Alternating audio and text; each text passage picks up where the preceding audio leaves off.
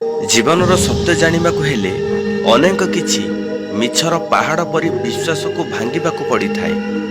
ଏ ସତ ମିଛ ଦୁନିଆରେ କେହି କାହାର ନୁହନ୍ତି ଭାଇ। ସୁଖର ସାଥୀ ସମସ୍ତେ ହେଲା ବେଳେ ଦୁଃଖର ସାଥୀ କେହି ହୁଅନ୍ତି ନାହିଁ। ଏ ସଂସାରର ମଣିଷ ଏମିତି ଏକ ପ୍ରାଣୀ ଯାହାକୁ ବିଶ୍ୱାସ କି ଅବିଶ୍ୱାସ କରି ହୁଏନି। ବିଶ୍ୱାସ କଲେ ଠୋକର ଖାଇବାକୁ ପଡ଼େ, ଅବିଶ୍ୱାସ କଲେ ହରେଇବାକୁ ପଡ଼େ। ଯାହାକୁ ଆପଣ ଏଠି ନିଜର ଭାବି ଦୁଃଖ ଜଣାଇବେ, ସେ ଅନ୍ୟ ଆଗରେ ଆପଣଙ୍କର ଦୁଃଖ କଥାକୁ ମଜାକରେ ଉଡ଼ାଉଥିବ। ଏ ସଂସାରରେ ସମସ୍ତେ କହୁଛନ୍ତି ବିଶ୍ୱାସର ଅନ୍ୟ ନାମ ଭଗବାନ।